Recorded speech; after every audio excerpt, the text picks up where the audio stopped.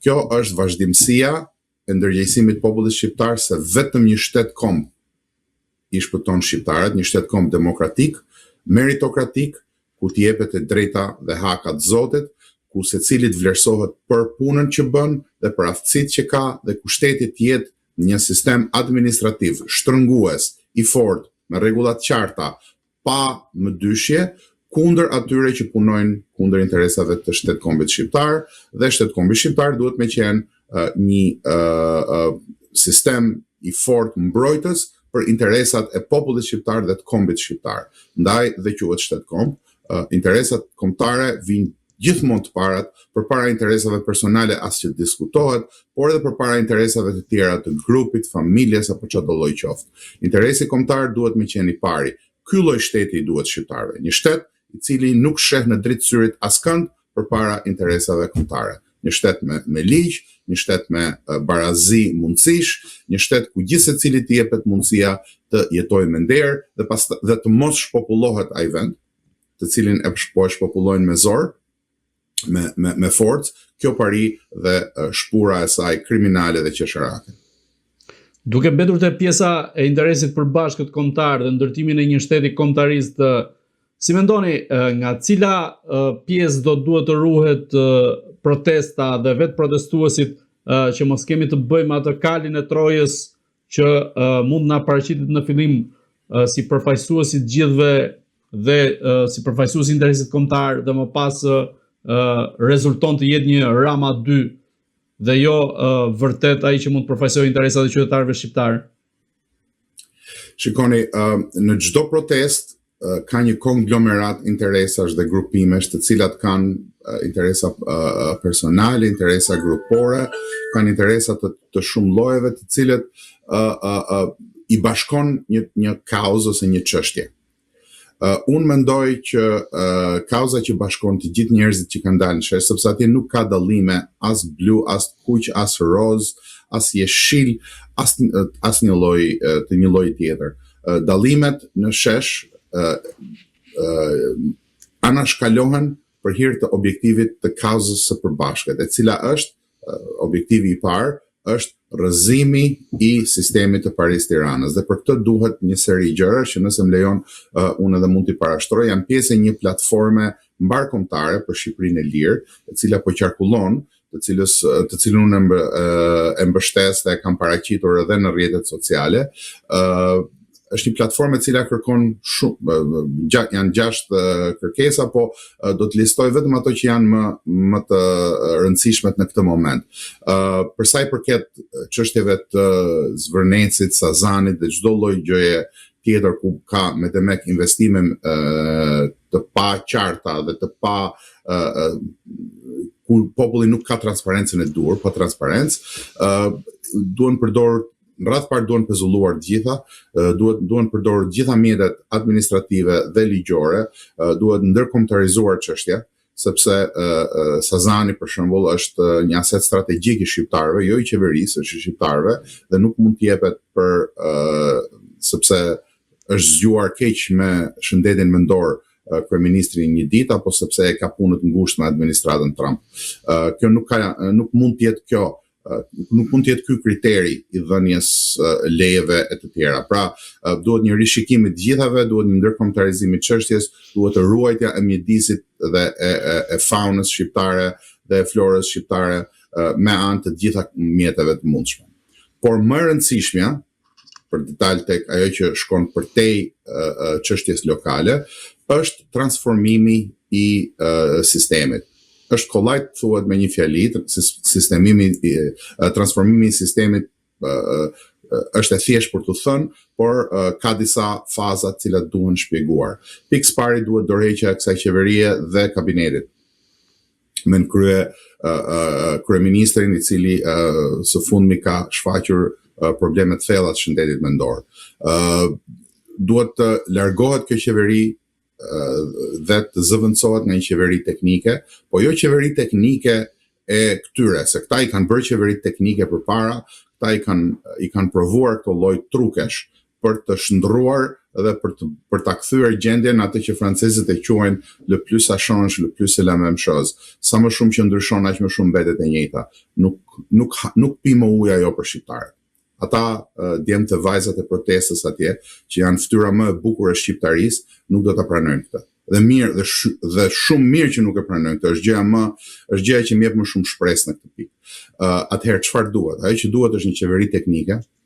e zgjedhur me transparencë në bazë të atributeve të gjithsekujt, me njerëz të cilët nuk kanë përlyerje as pak gjatë gjithë këtyre viteve të tranzicionit me parinë e Tiranës, nga brenda dhe nga diaspora, dhe kjo qeveri të ketë një mandat të qartë, mandatin e kalimit, e transformimit të sistemit, mandatin e krijimit të kushteve që të kemi zgjedhje të tjera, që të kemi zgjedhje të barabarta, që të mos lejohet tjetërsimi i pasurive të shqiptarëve, që është një nga pikat kyçe, pra gjithë këto pasuri që këta kanë vjedhur, një pjesë e mirë këta i nxjerrin jashtë Shqipërisë. Duhet një sekuestrim dhe një konfiskim i gjithë këtyre pasurive, duhet një byro kombëtare e hetimit që të hetojë gjithë koncesionet, gjithë pasuritë e pushtetarëve, dhe nëse ka probleme penale, le t'i dërgohen spaku dhe ata të shkojnë atë që thonë demonstruesit në burg për atë që kanë vjedhur dhe të kryejnë dënimet e duhura, dhe pas kësaj duhet gjithashtu një organizat, një mënyrë administrative për të reformuar shtetin dhe administratën publike, që të mos jetë një çerë dhe të paaftësh, po ata që janë të aftë të ecin përpara dhe ata që kanë hyrë atje sepse janë pushërit e njërit apo tjetrit të mos qëndrojnë më në atë vend, pra administrata të jetë e tillë dhe pas kësaj krijohen të gjitha kushtet për një Shqipëri të re, siç e duan protestuesit, për një Shqipëri të lirë, për një shtet kombë të shqiptarëve, i cili është synimi i vetëm që na bën punën e shqiptarëve në këtë pikë. Zoti Roy, si mendoni në këtë rast, a kemi, sa i përket protestës dhe gjendjes ku ndodhet vetë qeveria e kryeministit Edi Rama, a kemi dhe një plasje brenda radhëve të socialistëve, duke qenë se shumë njerëz të njohur që e kanë pasur mik dikur Edi Ramën, apo që kanë pasur raporte të caktuara me të, kanë dalë kundër tij. Ndërkohë ka dhe element të tjerë të Partisë Socialiste që kanë shpërthyer kundrejt Belinda Ballukut, siç është rasti i Petro Koçit tani së fundmi, duke theksuar që bulevardi digjet dhe korrupsioni krihet. Në këtë rast, a kemi dhe një përplasje brenda radhëve të Partisë Socialiste? Shikoni, problemi i këtyre partive të tranzicionit, si quajmë kështu, apo të Parisë Tiranës, që formojnë Parinë e Tiranës, ka qenë gjithmonë një, që këto janë partitë cilat ideologjinë e vetme kanë pasur paran. Dhe për sa kohë që dikush ka njerëz të aftë dhe ka njerëz të moralshëm brenda saj, brenda gjitha partive, të cilët në një mënyrë apo një tjetër kanë ruajtur veten deri diku, mirë po kushdo që ka shërbyer kësaj parie në kuptimin e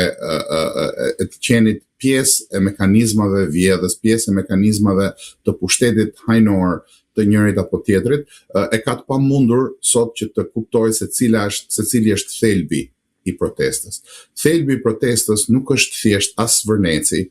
as lajthitjet e zonjës Balluku, as lajthitjet e kryeministrit, as kollotumbat politike që bën Sali Berisha në moshë të thyer, herë duke qenë pro protestës e herë duke përpjekur ta marrë, as legenëria e gjithë shpurës që u shkon mbrapa atyre, e të tjerë. As njerëzit e futur në protestë, siç thash, ka rryma sa duash në protestë, nuk janë të gjithë të një mendimi për shumë çka, ama shpirti i protestës, ajo që e mban protestën gjallë, është pikërisht kundërshtia ndaj këtij sistemi, kundërshtia ndaj gjithë këtyre bashkë.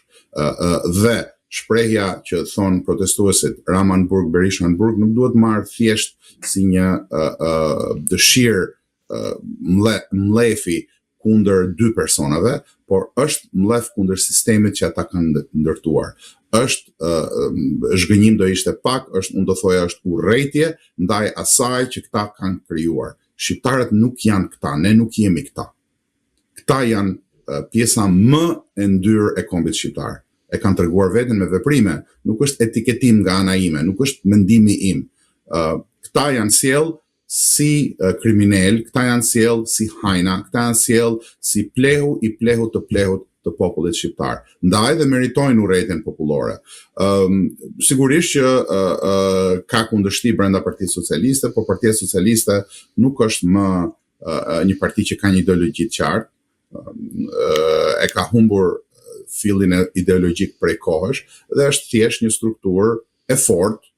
jashtëzakonisht e fuqishme, vot mbledhse, që mbledh klanet ndryshme brenda vetes dhe tani që anija po mbytet, sigurisht që mit janë të parat që lëshojnë dhe ka përplasje mes klaneve. Por unë nuk do ta shihja këtë si një proces të brendshëm të Partisë Socialiste, apo do ta shihja më tepër si kuptueshmëri e asaj çfarë po ndodh jashtë mureve të politikës së brendshme shqiptare, jashtë kontureve të kulisave.